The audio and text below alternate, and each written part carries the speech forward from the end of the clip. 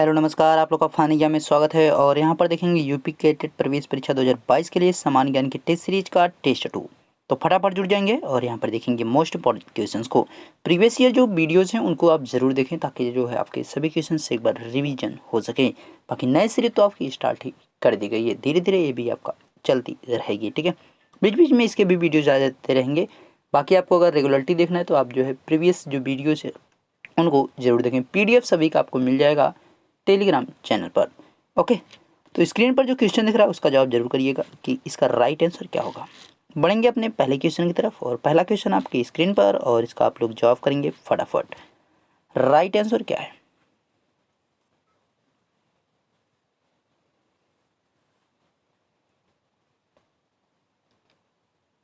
Question दे रखा है प्लासी का युद्ध कब हुआ था। तो वही प्लासी के युद्ध की हम बात करते हैं। तो प्लासी का युद्ध जो है 1757 में हुआ। ध्यान रखेंगे 1757 में। एक दूसरा युद्ध के बारे में पूछा जाता है 1764 में जो हुआ बक्सर का।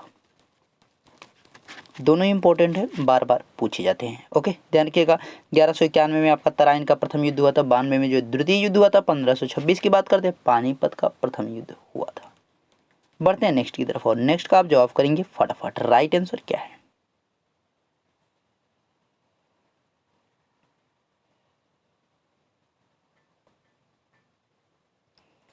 भारत में पर्यावरण संरक्षण अधिनियम कब लागू हुआ? When did the environment protection act come into force in India? देखिए, प्रोटेक्शन किसकी बात की जा रही है? इन्वायरमेंट की। इन्वायरमेंट जो प्रोटेक्शन आया 1986 में आया, यानी 1986 में आया।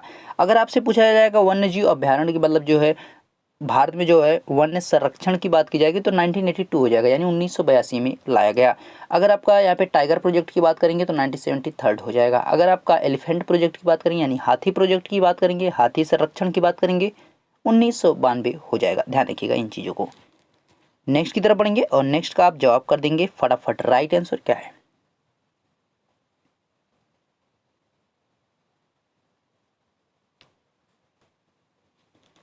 तो क्वेश्चन आपका दे रखा है निम्न में से कौन बीरबल के नाम से प्रसिद्ध थे? Who among the following was popularly known as Birbal? तो भाई इनमें से कौन पॉपुलर था बीरबल के नाम से? तो राइट आंसर की बात करेंगे तो महेश दास जो है बीरबल के नाम से जाने जाते थे। कौन? महेश दास। विष्णुगुप्त कौन है भाई? कौटिल्य हैं, चाणक्य हैं। उन्हीं का नाम जो है यहाँ विष्णुगुप्त भी है, उन्हीं का नाम कौटिल्य भी है। बढ़ेंगे नेक्स्ट की तरफ और आप जवाब करेंगे फटाफट।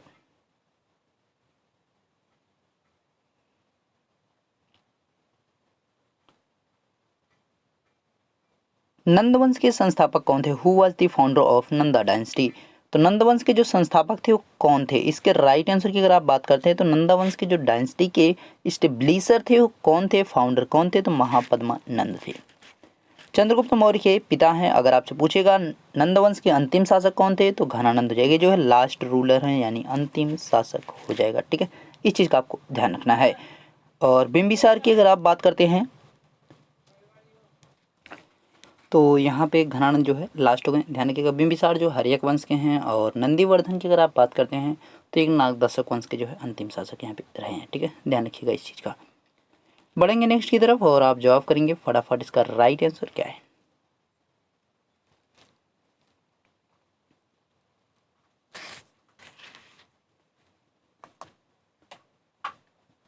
निम्न में से कौन इंडिका का लेखक है? तो भाई इंडिका का लेखक कौन है?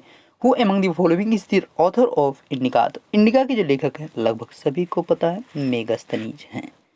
ध्यान रखिएगा मेगस्थनीज लेखक हैं इंडिका के। इंडिका के लेखक रह जो मेगस्थनीज जो किसके दरबार में रहते थे? चंद्रगुप्त मौर्य के। ये भी आपको ध्यान रखना चाहिए। बढ़ेंगे नेक्स्ट की तरफ और नेक्स्ट का भी आप जवाब करेंगे फटाफट।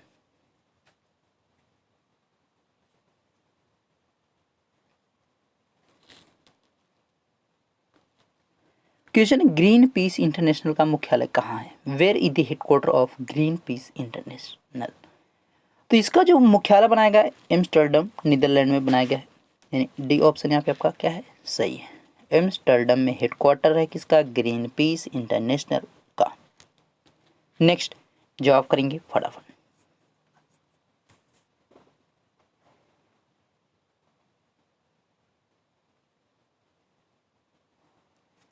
विश्व की सबसे बड़ी खारे पानी की झील है? देखिए अब यहाँ पे दो चीज़ें हैं कि पहले तो आपको पता होगी विश्व की सबसे बड़ी झील कौन है। जो विश्व की सबसे बड़ी झील है कैस्पियन सागर झील, वो एक यहाँ पे साल्टी लेक है। कैसी है? साल्टी लेक, यानी विश्व की सबसे बड़ी। अगर केवल कहता कि सबसे खारे पानी के, जो बिग इसमें बीच में लगा हुआ है, वर्ल्ड लार्जेस्ट जो यहाँ पे लगा है, वर्ल्ड साल्टेस्ट वाटर लेक अगर रहता तो हम करते हैं लेक वन को जवाब। लेकिन कह रहा है कि वर्ल्ड लार्जेस्ट साल्ट वाटर, मतलब सबसे ज़्यादा खारे पानी वाली झील को, मतलब सबसे ज़्यादा बड़ी जो खारे पानी वाली झील है वो कौन है? कैस्पियन सागर झील है। और अगर कहता है कि यहाँ पे बिग यानी मोस्ट जो है साल्टी लेक जो है कौन सी है वर्ल्ड में, तो आपका लेक वन आंसर होता है, यानी सबसे ज़्यादा खारे पानी की झील लेक वन है।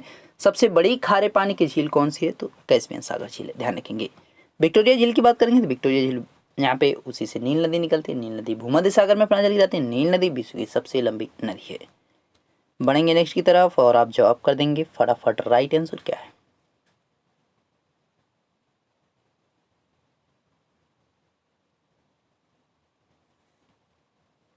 वानखेड़े स्टेडियम कहाँ है? Where is Wankhede stadium? तो वानखेड़े की अगर आप बात करते हैं तो मुंबई में। कहाँ पे? मुंबई में, ध्यान रखेंगे इस चीज़ का। बढ़ेंगे नेक्स्ट की तरफ और आप जवाब करेंगे नेक्स्ट का राइट आंसर क्या है?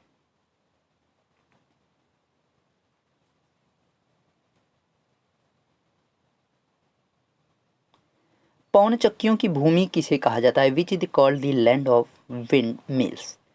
तो पवन चक्कियों की भूमि की बात की जा रही है, तो यहाँ पे देखिए ऑप्शन में आपका नीदरलैंड दिख रहा है। दो को कहा जाता है, नीदरलैंड और डेनमार्क को। ठीक है, ध्यान रखिएगा, नीदरलैंड और डेनमार्क दोनों को कहा जाता है, लेकिन वर्तमान के हिसाब से देखा जाए तो नीदरलैंड में सबसे ज़्यादा जो है पवन चक्कियाँ हैं। पहले डेनमार्क हुआ करता था, लेकिन आज जो है नीदरलैंड है। अगर नीदरलैंड ऑप्शन में नहीं रहेगा तो डेनमार्क कीजिएगा, अगर दोनों ऑप्शन में तो नीदरलैंड कीजिएगा, ध्यान रखिएगा। नेक्स्ट आप जवाब कर देंगे फटाफट। राइट आंसर क्या है?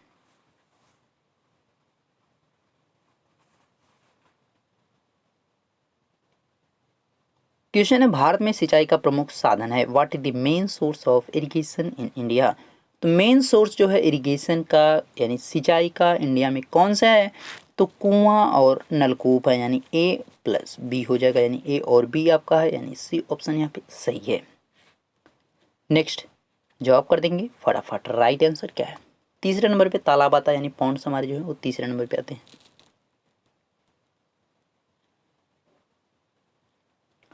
तो क्वेश्चन आपका दे रखा है, विश्व में तंबाकू का सबसे बड़ा उत्पादक, the largest producer of tobacco in the world is the country. तो भाई कौन सी कंट्री है जो सबसे ज़्यादा टोबैको का यहाँ पे प्रोड्यूस करती है? कौन सा है? चाइना है। इंडिया सेकेंड प्लेस पे है, इस चीज़ का भी आपको ध्यान रखना है। इंडिया सेकेंड प्लेस पे है, चाइना फर्स्ट प्लेस। नेक्स्ट की तरफ बढ़ेंगे और आप जवाब कर देंगे फटाफट। राइट आंसर क्या है?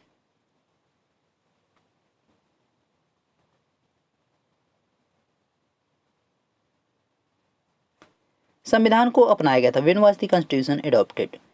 तो संविधान को कब अपनाया गया? देखिए, अपनाने की बात की जा रही है, एक्सेप्टेड की बात की जा रही है, एडॉप्ट की बात की जा रही थी। इसको 26 नवंबर 1949 को किया गया, यानी 26 नवंबर 1949 को किया गया। अगर आपसे पूछेगा इम्प्लीमेंट कब किया गया, यानी जब लागू कब किया गया, तो आपका राइट आंसर हो जाएगा 26 जनवरी 1950 को। 26 जनवरी 1950 को इसको लागू किया गया, यानी इम्प्लीमेंट किया गया। ठीक है, ध्यान रखिएगा। और अगर आपसे पूछे कि संविधान सभा की यानी कॉन्स्टिट्यूशन असेंबली जो थी उसकी जो लास्ट आपकी बैठक हुई थी, सीटिंग जो हुई थी, कब हुई थी? तो 24 जनवरी 1950 को हुई थी। टोटल जो है 11 सीटिंग्स हुई थी, यानी 11 बैठकें टोटल हुई थी। ओके, ध्यान रखिएगा इन चीज़ों को। बढ़ेंगे नेक्स्ट की तरफ और आप जवाब करेंगे इसका राइट आंसर क्या है?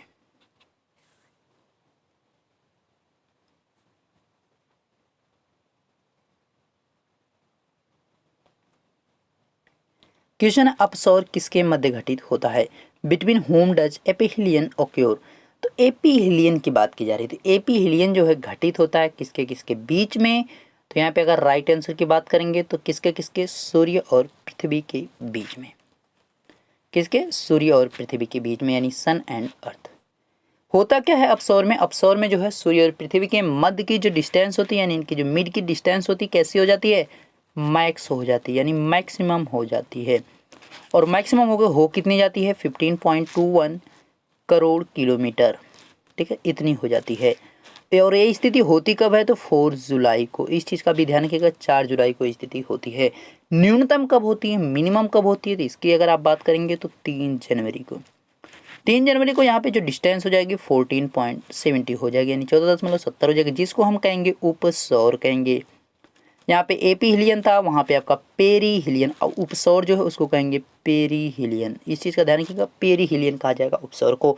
जब पृथ्वी और सूर्य के मध्य कम दूरी होती है, यानी न्यूनतम दूरी होती है, मिनिमम डिस्टेंस होती है, तो उसको हम क्या कहते हैं, उपसौर कहते हैं, पेरी हिलियन कहते हैं। होती कितनी है, 14.70 करोड़ किलोमीटर। इनके एवरेज डिस्टेंस की बात करेंगे पृथ्वी और सूर्य के बीच, तो एवरेज जो डिस्टेंस होती है होती कितनी है, एवरेज डिस्टेंस 14.98 करोड़ किलोमीटर, यानी 14.98 करोड़ किलोमीटर आप कह सकते हैं। ठीक है, ध्यान रखिएगा इन चीज़ों को। चंद्रमा और पृथ्वी की अगर बीच की बात करते हैं, तो चंद्रमा और पृथ्वी के बीच जो एवरेज डिस्टेंस है 3,84,000 किलोमीटर होती है। और अगर मैक्सिमम की बात करते हैं, यहाँ पे जो अधिकतम होती है वो कितनी होती है, तो जो है 4 लाख प्लस में हो जाती है। तो इस चीज़ का भी आपको ध्यान रखना है। और जो मिनिमम होती है वो 314 के आसपास हो जाती है। तो यहाँ पे जो अधिकतम होती है पृथ्वी और सूर्य के मध्य, यहाँ पे सॉरी, पृथ्वी और चंद्रमा के मध्य की डिस्टेंस, उसको क्या कहते हैं, तो उसको हम अपभू कहते हैं। ध्यान रखिएगा, चंद्रमा और पृथ्वी के बीच की बात की जा रही है, तो इसको मैं थोड़ा सा रफ करता हूँ और इसी पे जो है मैं करने की कोशिश करूँगा।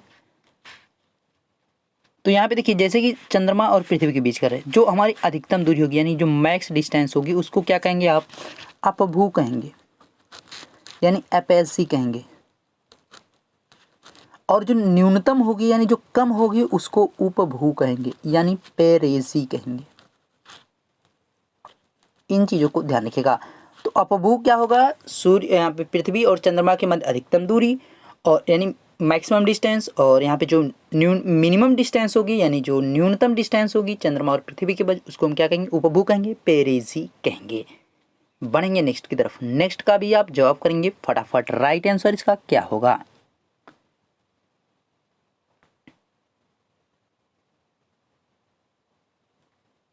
हल्दी घाटी का युद्ध कब हुआ, When did the battle of Haldi Ghati take place. तो हल्दी घाटी के युद्ध की बात की जा रही है, तो हुआ कब, 3 जून 1576 को। तो 1576 आपको याद रखना है, 1576 आपको याद रखना है, इंपॉर्टेंट है।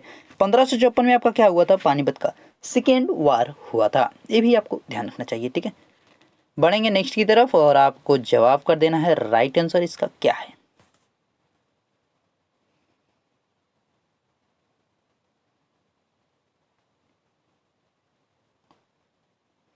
क्वेश्चन है, कुल महासागर है, द टोटल ओशियंस आर। तो टोटल जो ओशियंस हैं, कुल महासागरों की अगर आप बात करते हैं तो कितने हो जाएंगे, टोटल हमारे पास नंबर ऑफ कितने हैं, 5 है। तो उनमें जो सबसे पहले आपका आएगा कौन आएगा, पैसिफिक ओशियन आएगा, यानी आपका प्रशांत महासागर। दूसरे नंबर पे आप रखेंगे अटलांटिक को, अटलांटिक को ध्यान रखिएगा, अटलांटिक को। तो हमारा जो दूसरे नंबर पे है कौन है, अटलांटिक महासागर। तीसरे पे अगर आप बात करते हैं तो हिंद महासागर, यानी इंडियन ओशियन की बात की जा रही है, इंडियन ओशियन। फोर्थ की बात करेंगे तो दक्षिणी महासागर है, यानी साउदर्न ओशियन, दक्षिणी महासागर, यानी साउदर्न ओशियन की बात की जा रही है। और फिफ्थ यानी लास्ट जो आपका है तो आर्कटिक यहाँ पे हो जाएगा, आर्कटिक महासागर, आर्कटिक महासागर। ठीक है, आर्कटिक ओशियन हो जाएगा। देखिए, जो स्मॉलेस्ट है वो कौन है, आर्कटिक है। बिगेस्ट वन कौन है, पैसिफिक ओशियन है। डीपेस्ट वन कौन है, पैसिफिक ओशियन, यानी जो सबसे गहरा है, सबसे बड़ा है, प्रशांत महासागर है। जो सबसे कम गहरा है, सबसे छोटा है, वो कौन है, आर्कटिक महासागर है। इस चीज़ का ध्यान रखिएगा। यस आकार का जो शेप है किसका है, यानी जो आपका इंग्लिश का लेटर यस होता है उसके जैसा शेप किसका है, तो अटलांटिक ओशियन का है। इस चीज़ का भी आपको ध्यान रखना है। ठीक है, तो इंपॉर्टेंट है आपके लिए काफ़ी चीज़ें, तो इनको ध्यान रखिएगा। और इंडिया का जो यहाँ पे इंडिया के नाम से किस महासागर का नाम पड़ा है, तो हिंद महासागर का नाम जो इंडिया के नाम पर ही पड़ा है। बढ़ेंगे नेक्स्ट क्वेश्चन की तरफ और नेक्स्ट आपकी स्क्रीन पर इसका जवाब दीजिए फटाफट। मेरी पूरी कोशिश है भाई कि आपको जो है फुल एक्सप्लेन करने की कोशिश करूँ, ज़्यादा से ज़्यादा जो है हो सके। अभी समय है तो अभी कोशिश की जाएगा एक्सप्लेन करने की। ठीक है, क्योंकि रिवीजन के लिए आपका जो मैराथन भी अपलोडेड है तो उसको भी एक बार जरूर देखिएगा। मैराथन जो हमने अपलोड किया है उसको जरूर देखिएगा। जब सीरीज के आपके यहाँ पे कंप्लीट होंगे 50 पार्ट्स तो उसके बाद हम मैराथन देखते हैं, ठीक है। तो विश्व की मानक समय से भारतीय मानक समय आगे है। यहाँ पे पूछा तो who among the following was the popular, यहाँ पे क्वेश्चन गड़बड़ हो गया है, ठीक है, प्रीवियस क्वेश्चन ही है। विश्व की मानक समय से भारतीय समय आगे है, यहाँ पे रहना चाहिए था, आगे है, ठीक है। International standard time forward are next to Indian time. तो जो भारत की मानक समय रेखा है यानी इंडियन स्टैंडर्ड टाइम है वो इंटरनेशनल स्टैंडर्ड टाइम से कितनी आगे है, हाउ मच इज फॉरवर्ड, यानी कितनी आगे है। तो आपका 5:30 यहाँ पे आवर हो जाएगा, यानी 5:30 आवर हो जाएगा, यानी 5.5 घंटा की बात करते हैं। अगर इंग्लैंड में जो है 12 बजे का, यानी ब्रिटेन में यार 12 बजे का जो GMT है जहाँ से हमारी इंटरनेशनल स्टैंडर्ड टाइम पास करती है, तो 12 वहाँ पे बजेगा तो हम उससे क्या होंगे 5:30 आगे होंगे, यानी हमारे यहाँ शाम के 5:30 बज रहे होंगे।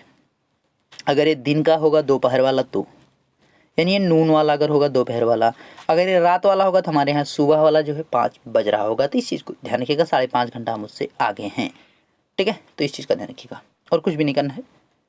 नेक्स्ट की तरफ बढ़ेंगे और आप जवाब करेंगे।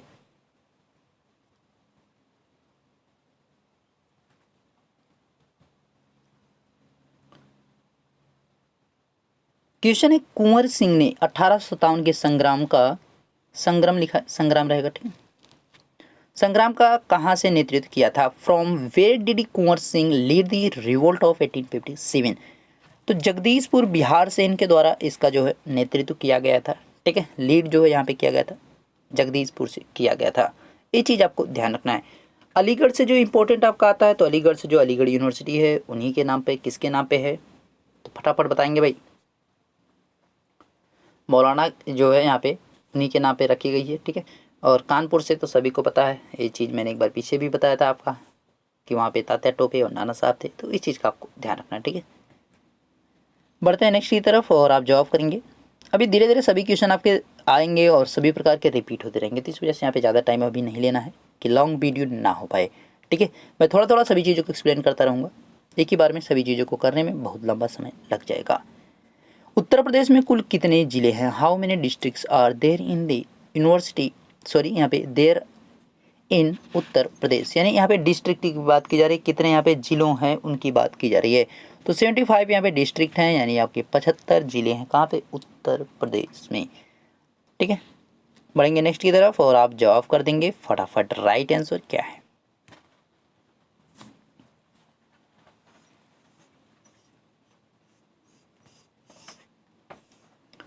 क्वेश्चन मीनाक्षी मंदिर कहाँ है, वेर इज मीनाक्षी टेम्पल। तो मीनाक्षी टेम्पल की बात की जा रही है, मीनाक्षी मंदिर की बात की जा रही थी, कहाँ पे है। इसके राइट आंसर की बात करेंगे तो तमिलनाडु में, कहाँ पे है, तमिलनाडु में। ध्यान रखिएगा मीनाक्षी मंदिर तमिलनाडु में है, ओके। बढ़ते हैं नेक्स्ट की तरफ और आप इसका भी जवाब कर दीजिए फटाफट, राइट आंसर इसका क्या है।